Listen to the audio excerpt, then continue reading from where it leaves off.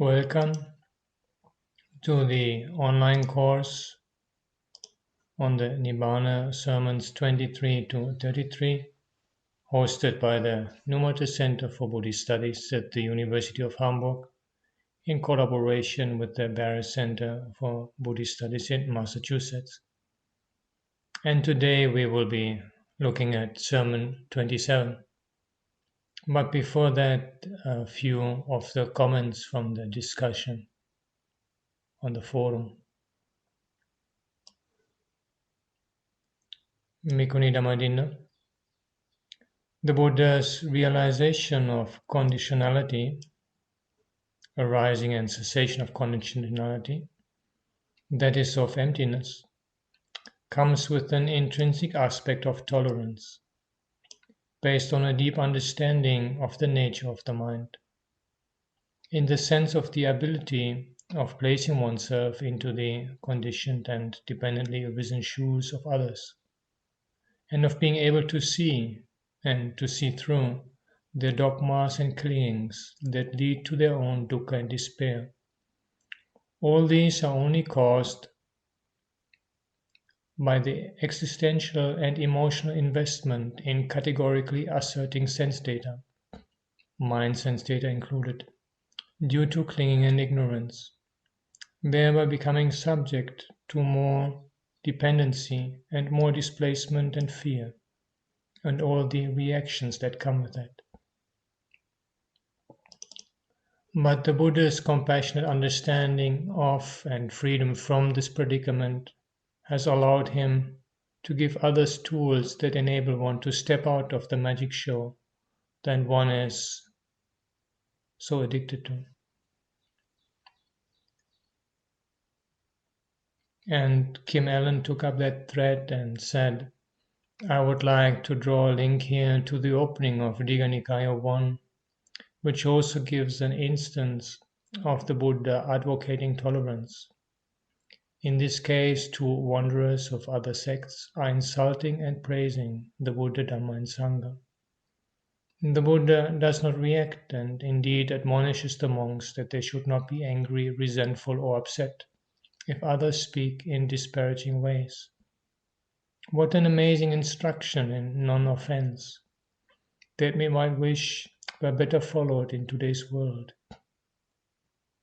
However, he does suggest that they calmly say what is true in order to correct any stated falsehood. And Robert Grosh then applied the same to Venerable Ñāṇananda's teachings. He says, I also find Venerable Ñāṇananda's sermons are radiating with benevolence and compassion.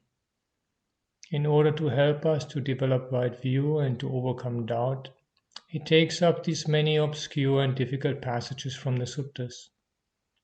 And besides setting their stage in the light of other sutta passages, he also elucidates them with his many similes, which at times are even so humorous that I have to chuckle despite the difficulty of the material. The simile of sending someone to Colombo who instead goes straight to the next tavern or heads off into the absolutely wrong direction to illustrate pamada and papancha comes to my mind, as well as this very description of the magic show. Here in Sermon 27 we'll get another of these similes, this time of two chess players. Kim Allen. I'm sitting with the image of the magic show, and in particular the wise person who sits to the side and sees through what is happening. She or he then looks out into the audience and sees how people are deceived. Although it has an element of humor, it is also quite poignant. And it brings up the very real question of how to live in the world if one no longer buys into it. There are questions about how to relate to people who are caught up in the magic, such as the friend that the wise person runs into after the show.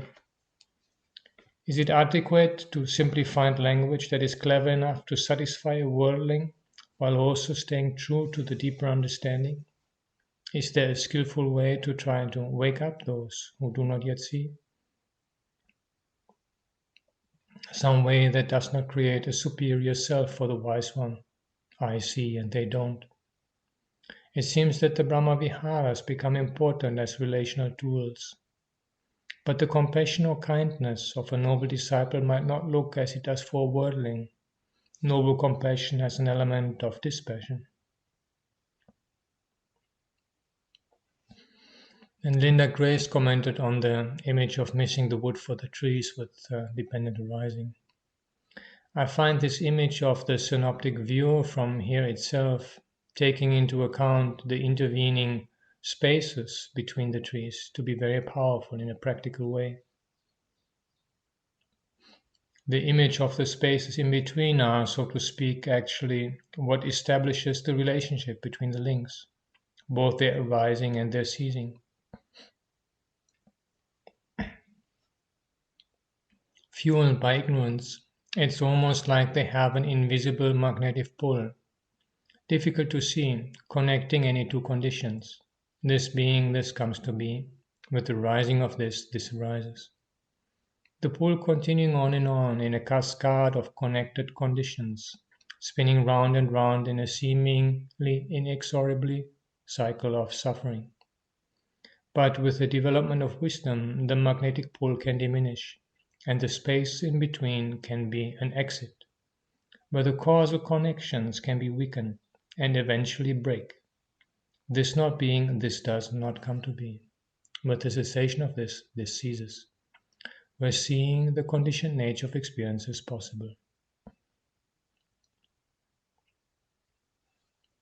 And Robert Grosh took up this and said, "It became ever clearer to me that the real catch-22 of conditionality is found in these interlocking, self-enforcing feedback loops. That is to say, the whirlpools which spin out of their primary templates of the cycle within, between name and form, and the cycle without, between name and form and consciousness, which keep us trapped in samsara. This underlines that it is so important to see through the underlying principle of conditionality. Seeing through the very principle breaks all these vicious cycles with one strike. I find these passages a strong reminder of the liberating potential of the practice of bare awareness, which helps to slow down and ultimately bring to peace the whirlpools of conditionality." Then Linda Grace again. "This is a very minor point, but I was a bit surprised to hear when Ñāṇananda say ignorance as a kind of influx is so powerful that even the keenest in wisdom cannot attain arahanthood all at once. The wheel of Dhamma has to turn 4 times, hence the fourfold distinction as stream winner, once returner, non-returner, and arahant. Of course, the venerable points about the immense power of the influxes cannot be emphasized enough. And perhaps I'm just not fully understanding what he's saying about not being able to attain arahanthood all at once. Or perhaps due to the fact that these were oral lectures, the point isn't being made quite as clearly as it might have been in something written. After all, there are several examples in the suttas of disciples reaching one or another of the levels of awakening without necessarily going through all 4 individually. And then there's Bahir, who features prominently in this sermon, who apparently was not even on the path, who realized full awakening all at once. Bhikkhu Nibbāna picks up on that same and says, "That passage had caught up my attention too. I thought that the Venerable Ñāṇananda was coming from the Theravada understanding that there are distinct mind moments for each of the 4 paths and fruits, 8 in total. In this scheme, even the quickest attainment of arahantship, as for example of going directly from worldling to non-returner, are represented or conceptualized as an ultra-quick sequence of 4 plus 4 being 8 mind moments for the 4 fruits and 4 paths." Yeah, that makes sense to my mind also, that this is based on the commentary understanding of mind moments instead of on what we find in the suttas, where I don't see any clear-cut explicit indication that even the path to arahantship involves like 4 different experience in sequence. So with this we are ready now to look at Sermon 27. Etang santang etang panitang yadidang sabba sankara samato sabbu paripatinisaggo tanhakayo virago nirodho Nibbānam. This is peaceful, this is excellent, namely the stilling of all preparations, the relinquishment of all assets, the destruction of craving, detachment, cessation, extinction. With the permission of the Most Venerable Great Preceptor and the assembly of the Venerable Meditative Monks. And this is the 27th sermon in the series of sermons on Nibbāna. In our last sermon, we brought up some similes and illustrations to explain why the suchness of the Tathagata has been given special emphasis in the Kālaka Rama Sutta. Drawing inspiration from the Buddha's sermon, comparing consciousness to a magic show, we made an attempt to discover the secrets of a modern-day magic show from a hidden corner of the stage. The parable of the magic show revealed us the fact that the direct and indirect formulation of the law of dependent arising, known as tathata, suchness, or idappaccayata, specific conditionality, is similar to witnessing a magic show from two different points of view. That is to say, the deluded point of view of the spectator in the audience, and the discerning point of view of the wisdom-eyed critic hidden in a corner of the stage. The reason for the riddle-like outward appearance of the Kālaka Rama Sutta is the problem of resolving the conflict between these two points of view.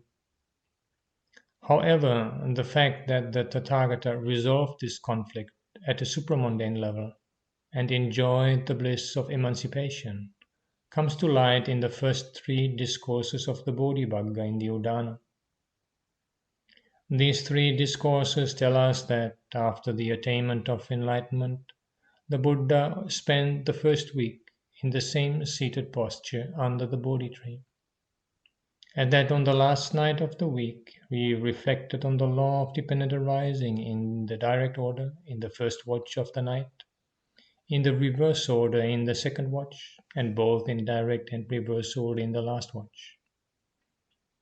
These last mentioned reflection, both in direct and reverse order, is like a compromise between the deluded point of view and the discerning point of view mentioned above. Now, in a magic show, to see how the magic is performed is to get disenchanted with it, to make it fade away and cease, to free the mind from its spell. But seeing how a magician performs, one gets disgusted with what he performs. Similarly, seeing the arising of the six bases of sense contact is the way to get disenchanted with them, to make them fade away and cease, to transcend them and be emancipated. We come across two highly significant verses in the Sona Sutta among the sixes of the Anguttara Nikaya, with reference to the emancipation of the mind of an arahant. Nekkammang adhimuttassa pavivekancha chetaso abhyabhanja adhimuttassa upadana kayassa cha tanna kaya adhimuttassa assamohancha chetaso disva ayatan upadang sammachitang vimucchati. The mind of one who is fully attuned to renunciation and mental solitude, who is inclined towards harmlessness, ending of grasping, extirpation of craving, and non-delusion of mind, on seeing the arising of sense bases, is fully emancipated. Comment translation by Bhikkhu Bodhi. If one is intent on renunciation and solitude of mind, if one is intent on non-affliction and the destruction of clinging, if one is intent on cravings, destruction, and non-confusion of mind, when one sees the sense bases arising, one's mind is completely liberated. And here the parallel from the Madhyama Agama. One who delights in dispassion, whose mind dwells in seclusion, delights in being without conflict, and rejoices in the cessation of clinging. One who also delights in the cessation of clinging and in imperturbability of the mind, on attaining true knowledge, through this his mind is liberated. And another parallel from the Samyukta Agama. One is determined on separation of the mind from sensual desires, and casting off and being without anger as well. Being determined on seclusion of the mind from lustful cravings forever and without remainder. Being determined on separation of the mind from clinging, and being without loss of mindfulness in the mind, fully understanding what manifests in the sensory fields, by that the mind is liberated. End of comment. To see how the sense bases arise is to be released in mind.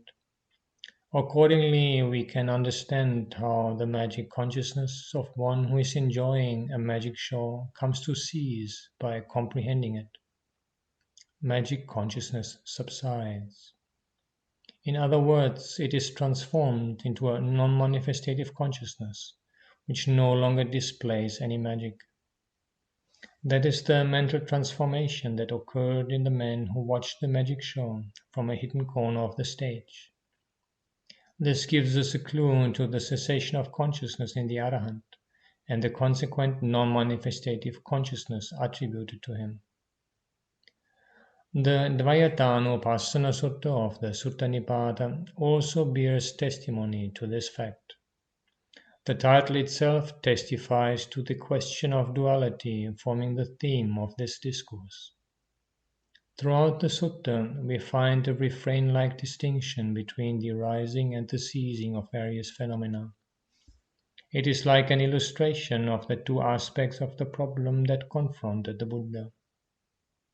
Now that we are concerned with the question of the cessation of consciousness, let us quote the relevant couplet of verses. Yang kinchi dukkhaṃ sambhoti sabbhaṃ viññāna pañcaya viññānassa nirodhena natthi dukkhassa sambhavo etaṃ ādīnavaṃ ñatva dukkhaṃ viññāna pañcaya viññānupasama bhikkhu niccāto parinibbuto. Whatever suffering that arises, all that is due to consciousness. With the cessation of consciousness, there is no arising of suffering. Knowing this peril, this suffering dependent on consciousness, by calming down consciousness, a monk is hungerless and fully appeased. Comment, translation by Bhikkhu Bodhi. Whatever suffering originates is all conditioned by consciousness. With the cessation of consciousness, there is no origination of suffering. Having understood this danger, suffering is conditioned by consciousness. By the stilling of consciousness, a bhikkhu, hungerless, has attained Nibbāna. Yeah, I just wanted to add that this verse is a very powerful reply to an interpretation sometimes prevalent in some Buddhist cycles of giving emphasis to consciousness and even reifying consciousness, I would say, as like the Nibbāna experience being a particular type of consciousness. This is something found in some later tradition, but it's sometimes also attributed to the early teachings. And I think this verse that Venerable Ñāṇananda brought up is a very powerful reply. By identifying consciousness as the source of dukkha, there's not really much room left to reify consciousness as something that is in itself the final goal. End of comment. The comparison between the magic show and consciousness becomes more meaningful in the context of this discourse. As in the case of a magic show, the delusory character of the magic of consciousness is traceable to the perception of form. It is the perception of form which gives rise to the host of reckonings through craving, conceits, and views, which bring about a delusion. Comment. I'm not quite sure what to make of this statement.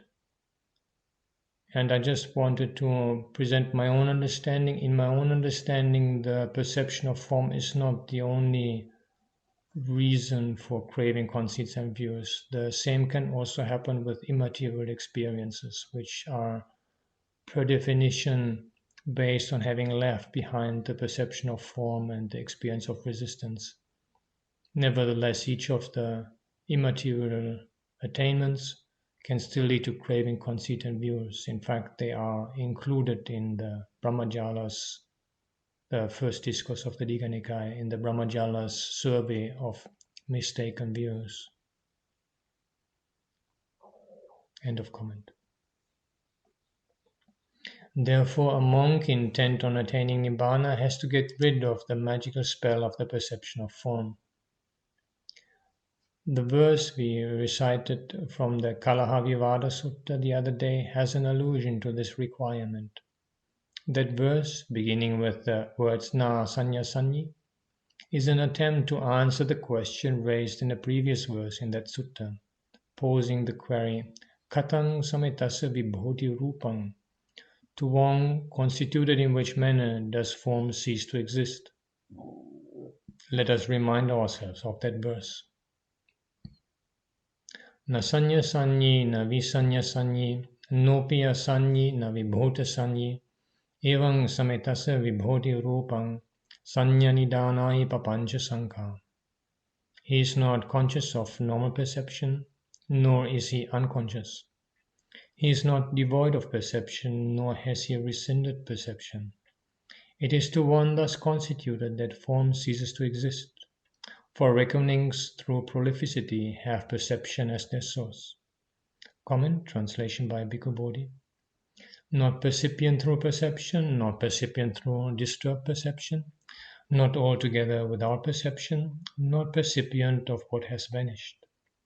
Form vanishes for one who has so attained, for concepts due to proliferation are based on perception.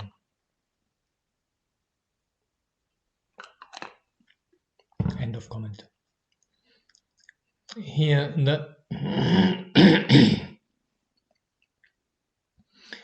the last line states a crucial fact. Reckonings, designations, and the like, born of prolificity, are traceable to perception in the last analysis. That is to say, all that is due to perception. Another reason why a form has received special attention here is the fact that it is a precondition for contact. Comment again, I am not quite sure what to make of this, because contact can also arise just from name. Again, the immaterial spheres are a very good example. And I think that the verse from the Kalahavivada Sutta, as I believe I stated when we discussed it in an earlier sermon, and the interpretation that to my mind makes more sense is to assume that the reference just to form, rupa, is an abbreviation due to metrical reasons, and that we should read nama rupa into these references to rupa.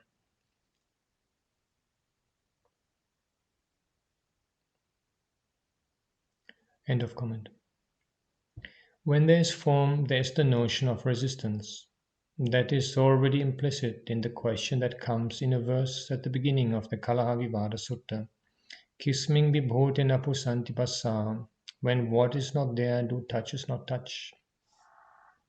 The answer to that query is Rupe vibhote napusanti passa. When form is not there, touches do not touch. We come across a phrase relevant to this point in the Samgiti Sutta of the Digha Nikaya, that is Sanidassanang Sapattigang Rupang. Materiality, according to this phrase, has two characteristics. It has the quality of manifesting itself, Sanidassana. It also offers resistance, Sapattiga. Comment, the translation by Walsh of the relevant phrase has visible and resisting. And then he uses invisible and resisting for Anidasana Sapatigang Rupam. And to my mind, this is a more straightforward translation. I find the idea of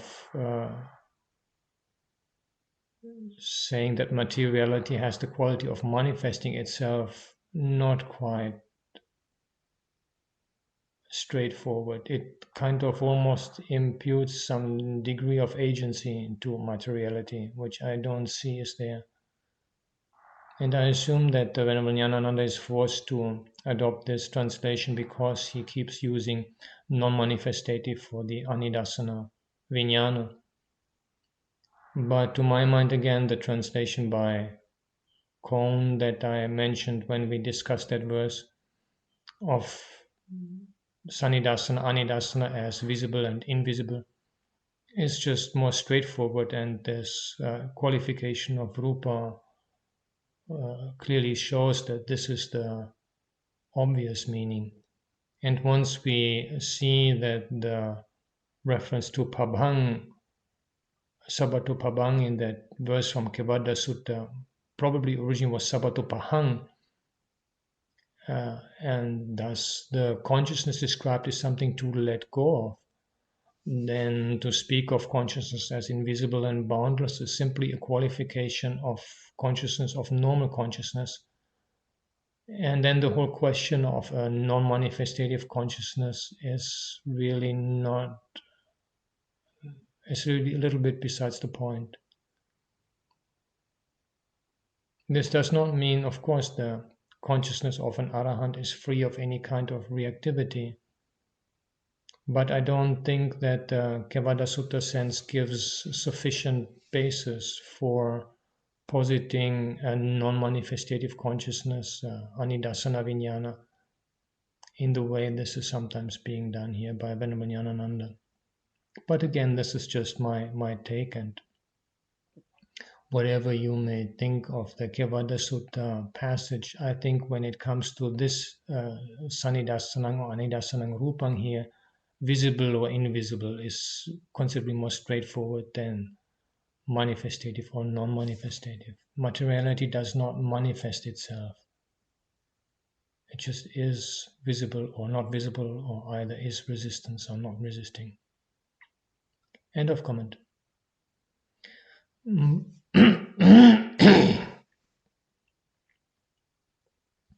Both these aspects are hinted at in a verse from the Jata Sutta we had quoted at the very beginning of this series of sermons.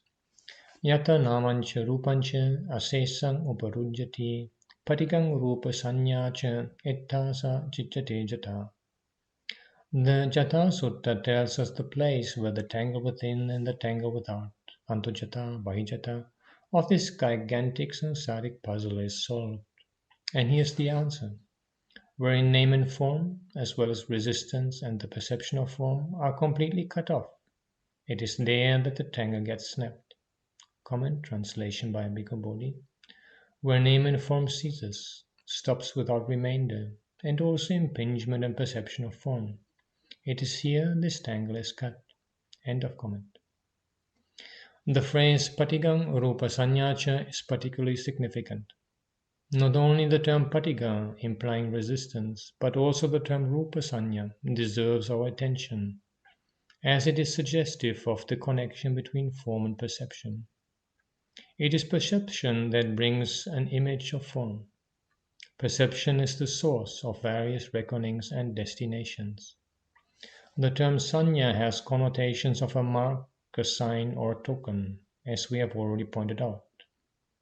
It is as if a party going through a forest is blazing a trail for their return by marking notches on the trees with an X.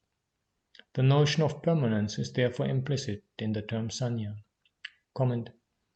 Yeah, the connotations of Sanya as a mark, sign, or token is recognized in the Pali English dictionary as one of the meanings, but all the references given are to related text, Jataka Pali. In my personal reading, I often do not recall an occasion where in the suttas Sanya has that meaning. To my mind, therefore, Sanya rather stands for perception, and it is Nimitta, which stands for mark, sign, or token. And so I offer as additional reading for this lecture my article on Nimitta in the Encyclopedia of Buddhism. And I think as far as the early discourses are concerned, it is more representative of the general sense of the term to see sanya as that which takes up a nimitta, which processes a nimitta, but it is the nimitta which is the mark, sign, or token,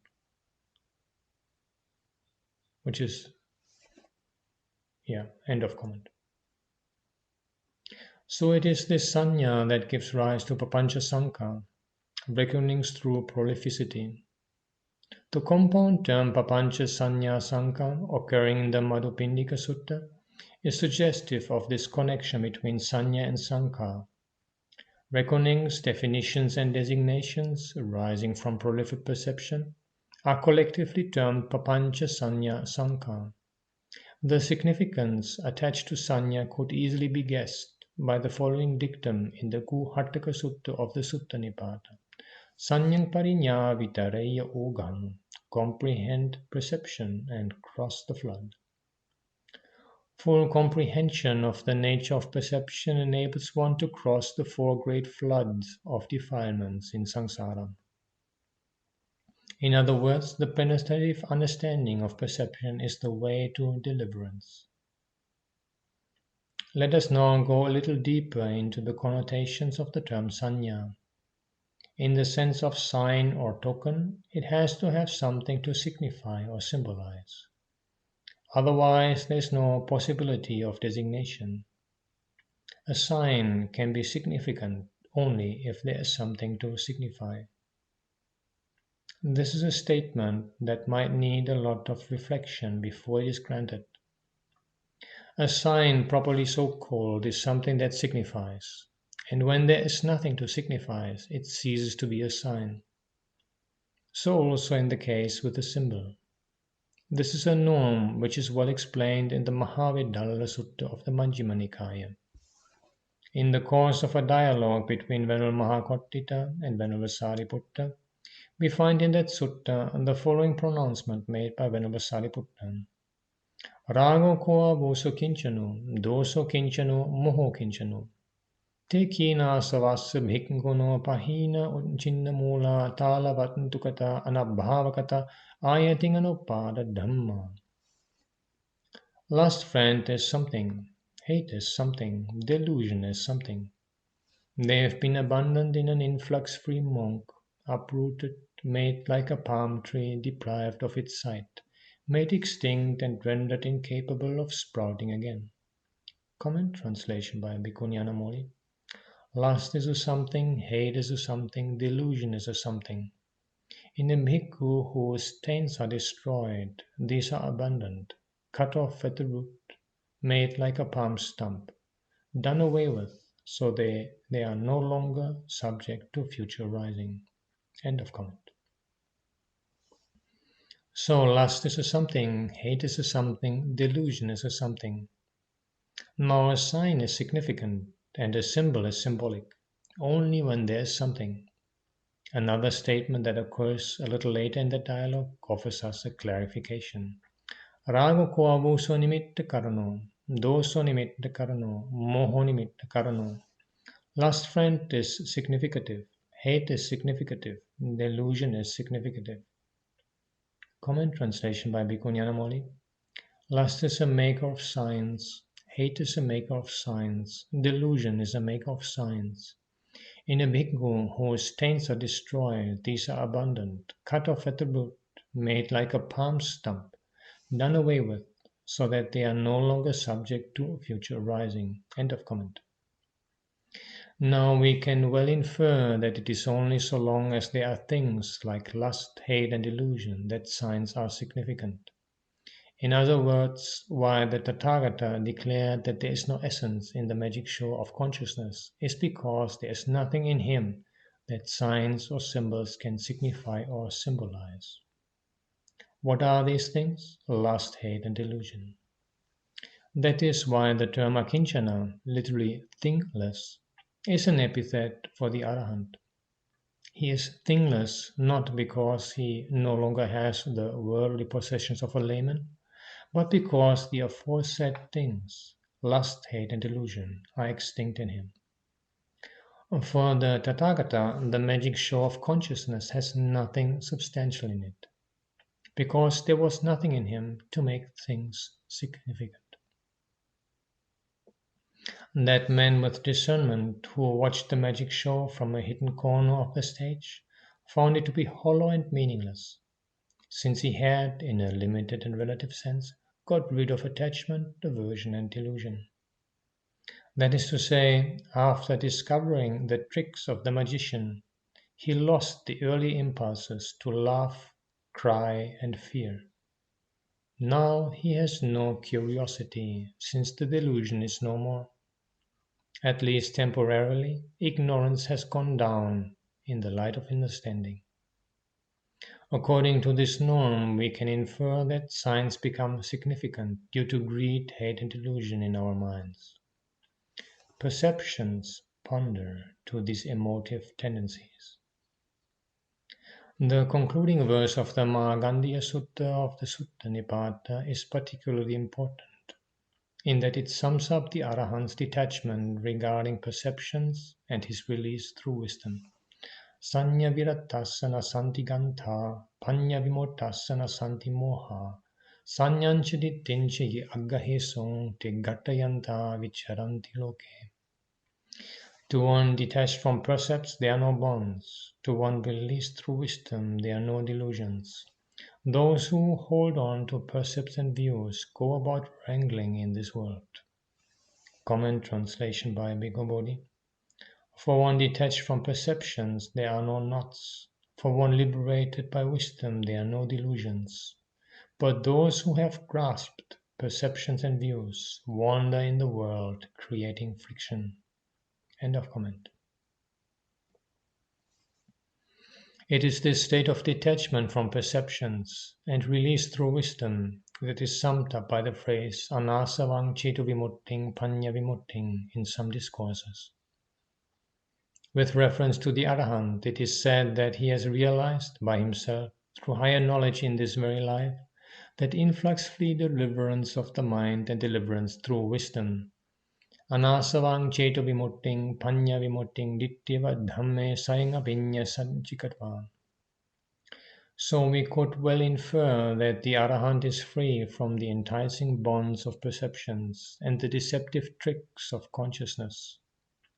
It is this unshakable stability that finds expression in the epithet anecho, immovable, and tito, stable, used with reference to the Arahant.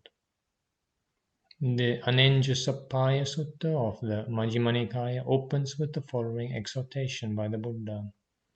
Anicca bhikkhave kama ducca musa mosa dhamma maya katang etang bhikkhave bala lapanam. Yencha ditta dhammika kama, yencha samparayika kama, yancha ditta dhammika kama sanya, yancha samparayika kama sanya. Obhayang etang maradheyang, mara sesa visayo, mara sesa nivapo, mara sesa gocharo.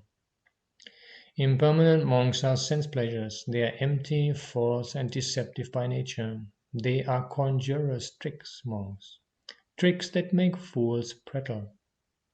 Whatever pleasures there are in this world, whatever pleasures there are in the other world, whatever pleasurable percepts there are in this world, whatever pleasurable percepts there are in the other world, they are all within the realm of Mara. They are the domain of Mara, the bait of Mara, the beat of Mara.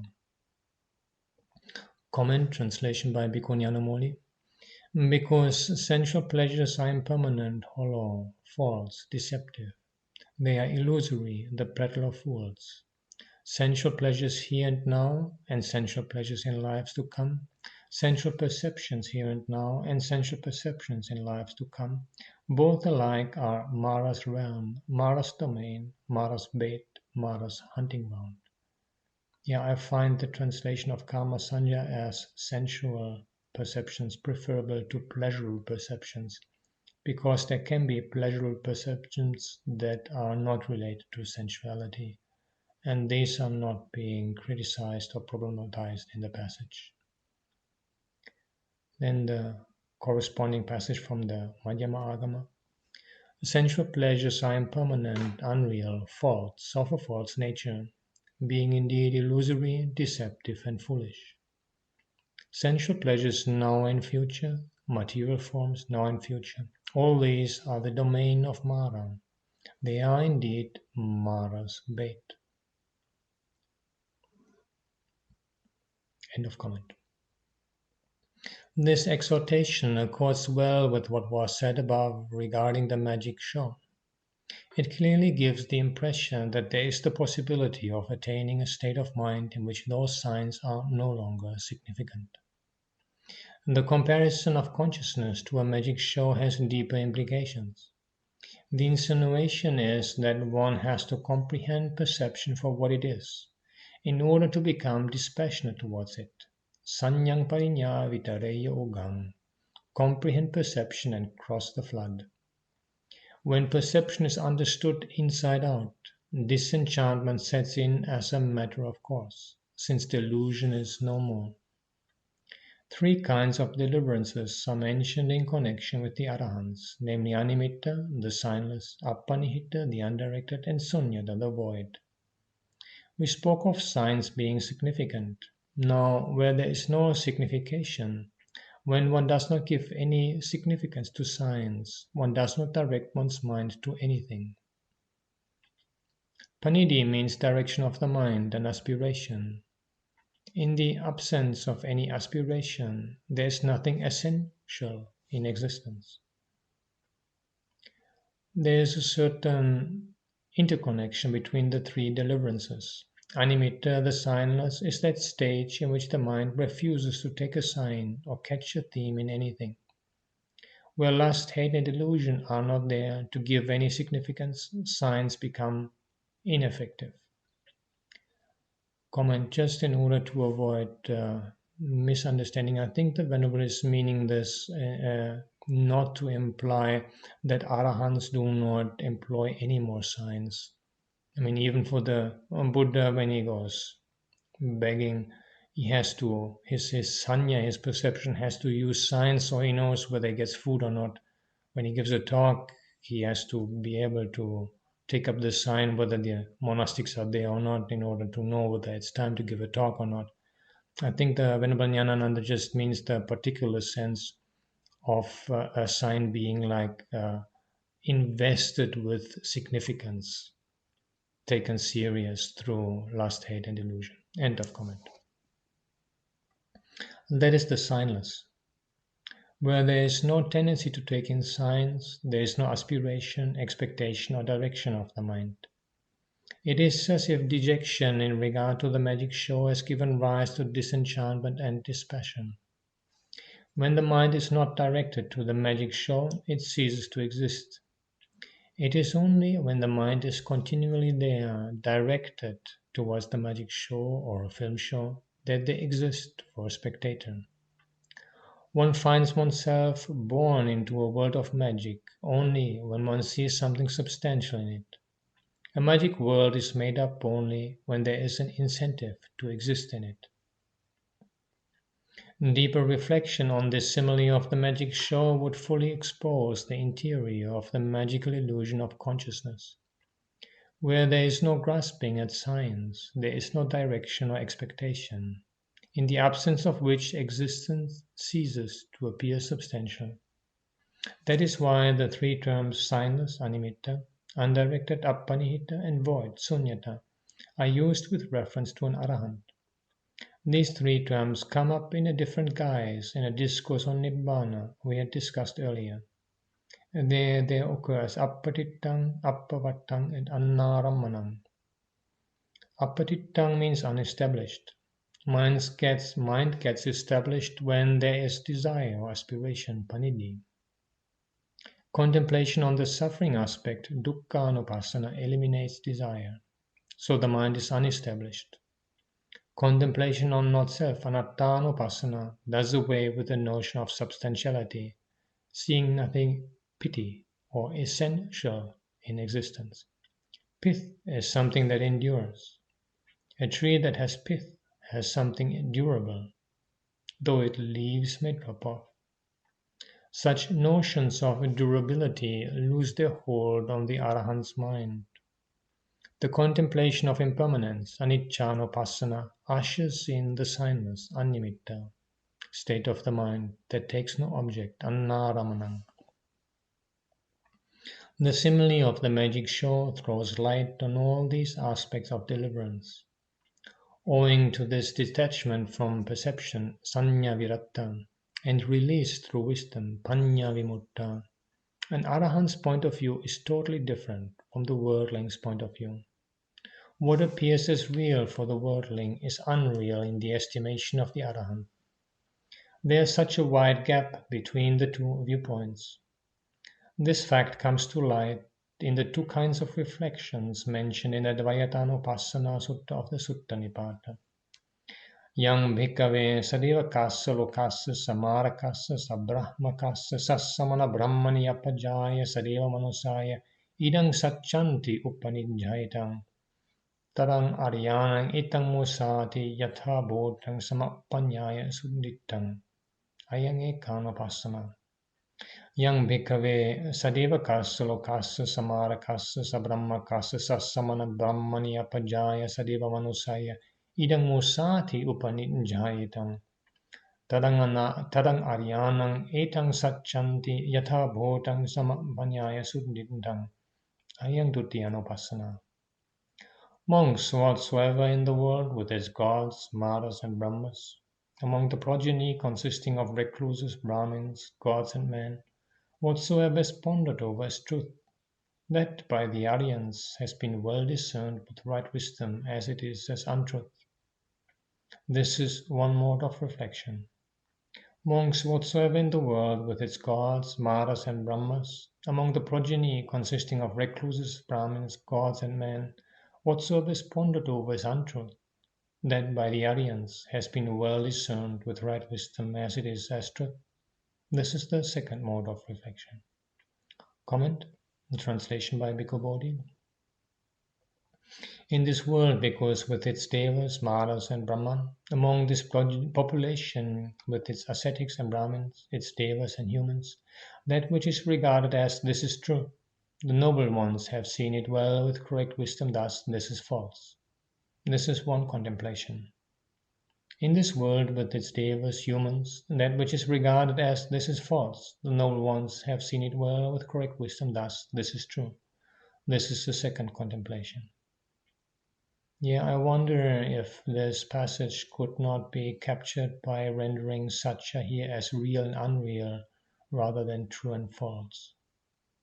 The term satya can carry both meanings, and in certain contexts, like I think, for example, the Four Noble Truths, the sense of truth is, in my view, the more prominent.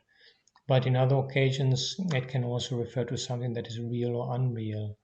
And I wonder whether this would apply to this verse from the Dvayatanopassana Sutta. End of comment. From this, one can well imagine what a great difference, what a contrast exists between the two standpoints. The same idea is expressed in the verses that follow, some of which we had cited earlier too. Anatani attamaning passa lokang sadevakang nivittang nama rupasming idang satchanti manyati. Yena hi manyanti tatotang hoti anyata tang hi tassa musavati mosa dhammang hi ittarang. Amosa dhammang nibbānang tad arya satchato vidu.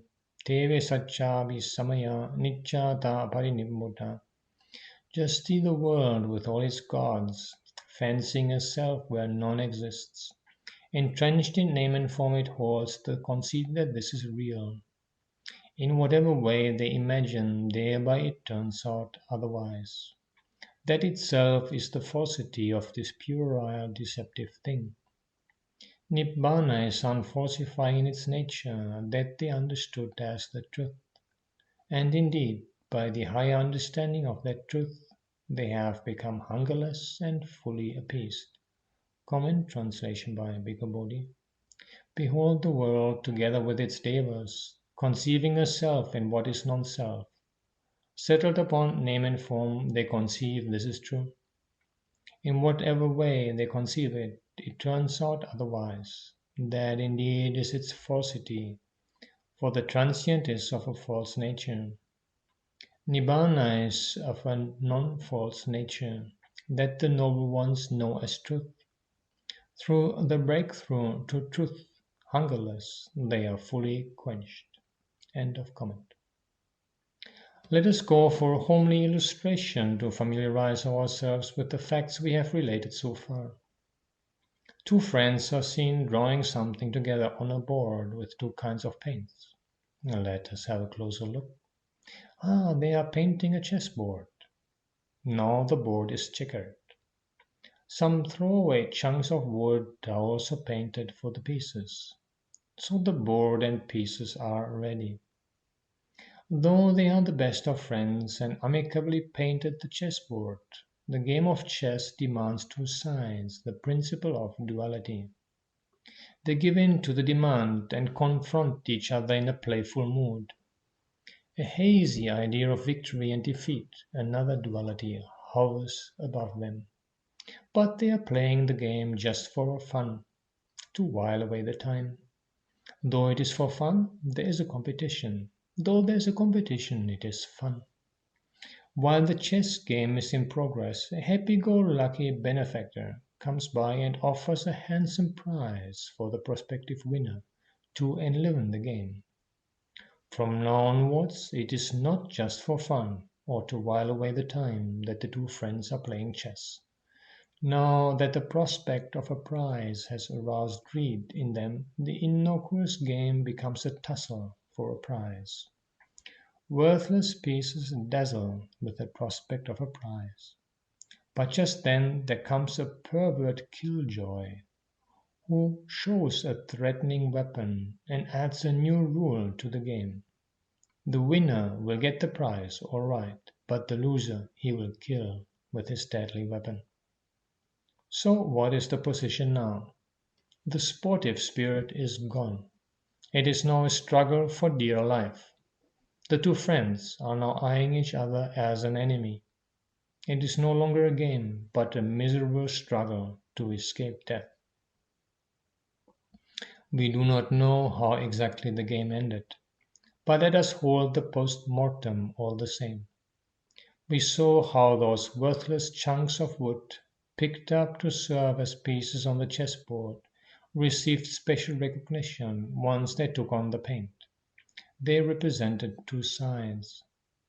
With the prospect of a prize, they got animated in the course of the game, due to cravings, conceits, and views in the minds of the two players. Those impulses were so overwhelming that, especially after the death knell sounded, the whole chessboard became the world for these two friends. Their entire attention was on the board, a life and death struggle. But this is only one aspect of our illustration. The world, in fact, is a chessboard where an unending chess game goes on. Let us look at the other aspect. Now, for the other hand, the whole world appears like a chessboard. That is why the Arahant Adhimotta, when the bandits caught him while passing through a forest and got ready to kill him, uttered the following instructive verse, which we had quoted earlier too. Tinna katta samanglokang yadapanyaya passati mamattang so asangvindang na dimiti na suchiti. When one sees with wisdom this world as comparable to grass and twigs, not finding anything worthwhile holding on to his mind, one does not grieve, saying, "Oh, I have nothing." Comment translation by Norman. When by wisdom one sees the world as being like grass and wood, not finding possessiveness, thinking it is not mine, he does not grieve. End of comment. Venerable Adhimotta's fearless challenge to the bandit chief was extraordinary. You may kill me if you like, but the position is this. When one sees with wisdom the entire world, the world of the five aggregates, as comparable to grass and twigs, one does not experience any egoism, and therefore does not grieve the loss of one's life. Some verses uttered by the Buddha deepen our understanding of the Arahant standpoint. The following verse of the Dhammapada, for instance, highlights the conflict between victory and defeat. Jayang verang passavati, dukkang seti parajito, upasanto sukhang seti hitva jaya parajayang. Victory breeds hatred. In sorrow lies the defeated. The one serene is ever at peace, giving up victory and defeat. Common translation by Norman. Being victorious, one produces enmity. The conquered one sleeps unhappily. The one at peace, giving up victory and defeat, sleeps happily. End of comment. As in the chess game, the idea of winning gives rise to hatred. The loser in the game has sorrow at his lot. But the arahant is at peace, giving up victory and defeat. Isn't it enough for him to give up victory? Why is it sad that he gives up both victory and defeat? These two go as a pair. This recognition of duality as a distinctive feature of this Dhamma. It gives in a nutshell the essence of this Dhamma. The idea of a duality is traceable to the vortex between consciousness and name and form. The same idea comes up in the following verse of the Attadanda Sutta in the Sutta Nipata. Yassa nandi idang meti paresang vapi kinchanang mamattang so asangmindang nantimetina sochati. He who has nothing to call this is mine, not even something to recognize as theirs, finding no egoism within himself, he grieves not crying, "Oh, I have nothing." Comment translation by Bhikkhu Bodhi. One for whom nothing is taken as this is mine or this belongs to others, not finding anything to be taken as mine, does not sorrow, thinking it is not mine. End of comment. So far in this series of sermons on Nibbāna, we were trying to explain what sort of a state Nibbāna is. We had to do so because there has been quite a lot of confusion and controversy regarding Nibbāna as the aim of the spiritual endeavor in Buddhism. The situation today is no better. Many of those who aspire to Nibbāna today aim not at the cessation of existence, but at some form of quasi-existence as a surrogate Nibbāna. If the aiming is wrong, will the arrow reach the target? Our attempt so far has been to clarify and highlight this target, which we call Nibbāna. If we have been successful in this attempt, the task before us now is to adumbrate the salient features of the path of practice. Up to now, we have been administering a purgative to dispel some deep-rooted wrong notions. If it has worked, it is time now for the elixir. In the foregoing sermons, we had occasion to bring up a number of key terms in the suttas, which have been more or less relegated into the limbo and rarely come up in serious Dhamma discussions. We have highlighted such key terms as sunyata, dvayata, tatata, attammayata, idabhajayata, papancha, and manjana. We have also discussed some aspects of their significance. But in doing so, our main concern was the dispelling of some misconceptions about Nibbāna as the goal. The aim of this series of sermons, however, is not the satisfying of some curiosity at an academic level. It is to pave the way for an attainment of this goal by rediscovering the intrinsic qualities of this Dhamma that is well proclaimed, svagdhatum, visible here and now, sanditthiko, timeless, sakkaliko, inviting one to come and see, ehipassiko, leading one onwards, sopanayiko, and realizable personally by the wise, paccattam viditabbo vinyuhi. So the few sermons that will follow might well be an elixir to the minds of those meditators striving hard day and night to realize Nibbāna. Lobo doso chamocha purisang papa chetasang hingsanti atta sambhutang tacha sarang va sampalang. Greed, hate, and delusion too, sprung from within, work harm on him, of evil wit as does its fruit, on the reed for which the bark is pith. Common translation by Bhikkhu Bodhi. Greed, hatred, and delusion, arisen from within oneself, injure the person of evil mind, as its own fruit destroys the reed. End of comment. The main idea behind this verse is that the three defilements, greed, hatred, and delusion, spring up from within, that they are atta sambhuta, self-begotten. What is the provocation for such a statement? It is generally believed that greed, hatred, and delusion originate from external signs. The magic show and the chess game have shown us how signs become significant. They become significant because they find something within that they can signify and symbolize. Now, this is where the question of radical reflection, yoniso manasikara, comes in. What the Buddha brings up in this particular context is the relevance of that radical reflection as a prerequisite for treading the path. The worldling thinks that greed, hatred, and delusion arise due to external signs. The Buddha points out that they arise from within an individual and destroy him, as in the case of the fruit of a reed or bamboo. It is this same question of radical reflection that came up earlier in the course of our discussion of the Madhu Pindika Sutta, based on the following deep and winding statement: Chakkuncha vusa paticca rupecha upanjati chakku viññānam tinnang sangati passo passa paccaya vedana yang videti tang sanjanati yang sanjanati tang vitakkheti yang vitakketi tang papancheti yang papancheti tatunidanang purisang papancha sanya sanka samudacharanti atita nagata pacchuppannesu chakku viññeyesu rupesu. Dependent on iron forms, friend, arises eye consciousness. The concurrence of the three is contact. Because of contact feeling, what one feels, one perceives. What one perceives, one reasons about. What one reasons about, one proliferates. What one proliferates, owing to that, reckonings born of prolific perceptions overwhelm him in regard to forms cognizable by the eye, relating to the past, the future, and the present.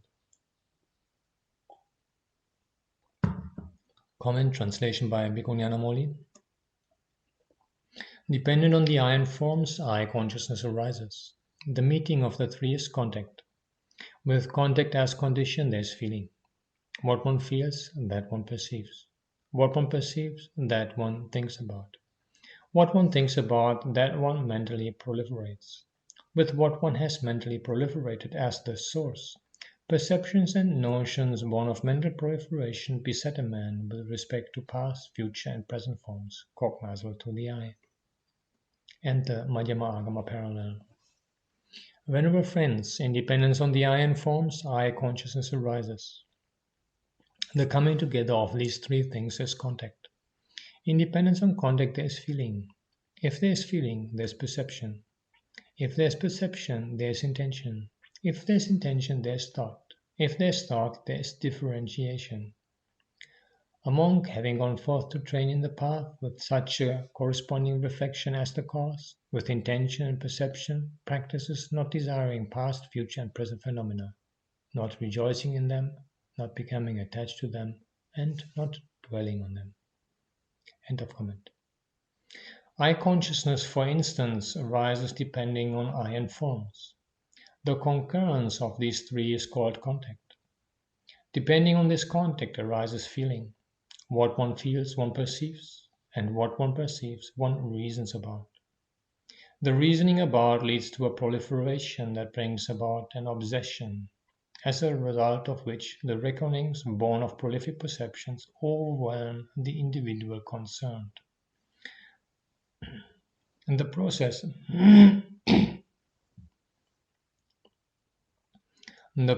is somewhat similar to the destruction of the reed by its own fruit. It shows how non-radical reflection comes about. Radical reflection is undermined when proliferation takes over. The true source, the matrix, is ignored. With the result, an obsession follows, tantamount to an entanglement within and without, antojata bahijata. The paramount importance of radical reflection is reflected by the Suchiloma Sutta found in the Sutta Nipāna, as well as in the Sagarika Vagga of the Samyutta Nikaya. The Yakka Suchiloma poses some questions to the Buddha in the following verse. Rago cha doso cha kutoni dana, arati rati lomahangsa kutuja, kuto samutaya manovitakka kumaraka vangami vasajanti. Lust and hate, whence caused are they? Whence spring dislike, delight, and terror? Whence arising do thoughts disperse like children leaving their mother's lap? Common translation by Bhikkhu Bodhi. What is the source of lust and hatred? Where are born discontent, delight, and hair-raising terror? Having originated from what do the mind's thoughts toss one around as boys toss up a crow? End of comment. The Buddha answers those questions in 3 verses. Rago cha doso cha ito nidana, arati rati lomahangso ito ja, ito samotaya manovitakka kumaraka vankame vasajanti. Sneha ja anta sambhuta nigrodasiva khandaja, putu visatta kamesu malovava vivata vitatavane. Yenang pajanante yatonidanang tenang vinodente sono yakka. Te duttarang ogang imang tarante atinna pobbang anupobbabaya. It is hence that lust and hate are caused, hence spring dislike, delight, and terror. Arising hence do thoughts disperse, like children leaving their mother's lap. Moisture-born and self-begotten, like the banyan's trunk-born runners, they cleave to diverse objects of sense, like the Malova creeper entwining the forest. And they that know where from it springs, they dispel it. Listen, O Yakka. They cross this flood so hard to cross, never crossed before, to become no more. Comment translation by Bhikkhu Bodhi. Lust and hatred have their source here. From this are born discontent, delight, and hair-raising terror. Having originated from this, the mind's thoughts toss one around as boys toss up a crow. Born from affection, arisen from oneself, like the trunk-borne shoots of the banyan tree, manifold attached to sensual pleasures, like a Malava creeper stretched across the wood. Those who understand their source, they dispel it. Listen, O Yakka. They cross this flood so hard to cross, uncrossed before, for no renewed existence. End of comment. In explaining these verses, we are forced to depart from the commentarial trend. The point of controversy is the phrase Kumaraka Dhankangi Vasajanti, recognized by the commentary as the last line of Suchiloma's verse. We adopted the variant reading Kumaraka Vankangi Vasajanti, found in some editions. Let us first try to understand how the commentary interprets this verse. Its interpretation centers around the word Dhanka, which means a crow. In order to explain how thoughts disperse, it alludes to a game among village lads, in which they tie the leg of a crow with a long string and let it fly away, so that it is forced to come back and fall at their feet. The commentary rather arbitrarily breaks up the compound term manovitakka in trying to explain that evil thoughts, vitakka, destruct the mind, mano. If the variant reading Kumaraka Vankami Vasajanti is adopted, the element V in Vankami Vasajanti could be taken as a hiatus filler, agama, and then we have the meaningful phrase Kumaraka Ankang if Vasajanti, even as children leave the lap. Lust and hate, delight and terror spring from within. Even so are thoughts in the mind, manovitakka. We take it as one word, whereas the commentary breaks it up into 2 words. It is queer to find the same commentator analyzing this compound differently in another context. In explaining the term manovitakka, occurring in the Kumma Sutta of the Devata Samyutta in the Samyutta Nikaya. The commentary says, Mano vitaketi manam hi uppanna vitakke. Mano vitaka, this means thoughts arisen in the mind. The commentator was forced to contradict himself in the present context because he wanted to justify the awkward simile of the game he himself had introduced. The simile of leaving the mother's lap, on the other hand, would make more sense, particularly in the light of the second verse uttered by the Buddha. Snehaja atta sambhuta nigorda seva kandaja puttu visatta kamesu malavavi va vitatavane. The verse enshrines a deep idea. Sneha is a word which has such meanings as moisture and affection. In the simile of the banyan tree, the trunk-borne runners are born of moisture, they are self-begotten. Thoughts in the mind cleave to diverse external objects. Just as the runners of a banyan tree, once they take root, would even conceal the main trunk, which gave them birth. So the thoughts in the mind, attached to external objects of sense, would conceal their true source and origin. Non-radical effraction could easily come in. The runners are moisture-born and self-begotten from the point of view of the original banyan tree. The main trunk gets overshadowed by its own runners. The next simile has similar connotations. The Malava creeper is a plant parasite.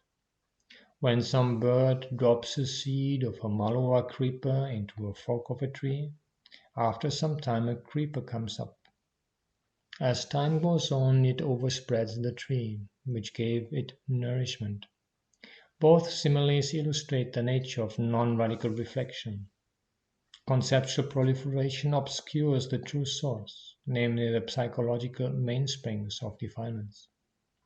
Our interpretation of children leaving the mother's lap would be meaningful in the context of the two terms snehaja, born of affection, and atta sambhuta, self-begotten. There is possibly a pun on the word sneha. Children are affection-born and self-begotten from a mother's point of view. Comment. Yeah, I think Venerable Ñāṇananda has established a strong case for his reading. The Snehaja Atta Sambhuta and also the division of Manovitaka. And I also personally find the idea of this game with the crow not fully convincing. I mean, this might happen a few times, but not really continuously. Crows are actually highly intelligent. And I don't think they would stupidly keep flying up again and again once they know that they're going to be pulled down again and again. In fact, we have this other simile of illustrating mindfulness of the body, where there's 6 animals bound together. One of them is a bird. And then when they are bound to a strong post, they pull a few times and then they stop pulling and just sit or lie down beside the post. So if we apply that simile, we would also expect the crow, after flying up a few times, to stop flying up because it knows that there's a string there. So I don't see how that simile really illustrates the point made by the rest of the verse. And in support of Venerable Ñāṇananda's interpretation, we may also refer to the Chinese parallel and Sanskrit quote in the Yogacara Bhumi. And both do not mention a crow, but have the imagery of a mother or a wet nurse, which kind of goes in line with the suggestion by Venerable Ñāṇananda on following the variant reading. End of comment. The basic theme running through these verses is the origin and source of things. The commentator's simile of the crow could ill afford to accommodate all the nuances of these pregnant terms. It distracts one from the main theme of these verses. The question asked concerned the origin, kuto Nibbāna, kuto ja, kuto samudaya, and the answers are in full accord, ito Nibbāna, ito ja, ito samudaya. With reference to thoughts in the mind, the term snehaja could even mean born of craving, and atta sambhuta conveys their origination from within. As in the case of the runners of the banyan tree and the Malava creeper, those defiling thoughts arisen from within, once they get attached to sense objects outside, obscure their true source. The result is the pursuit of a mirage, spurred on by non-radical reflection. The last verse is of immense importance. It says, "But those who know from where all these mental states arise are able to dispel them. It is they who successfully cross this flood, so hard to cross, and are freed from re-becoming." Thank you for your attention.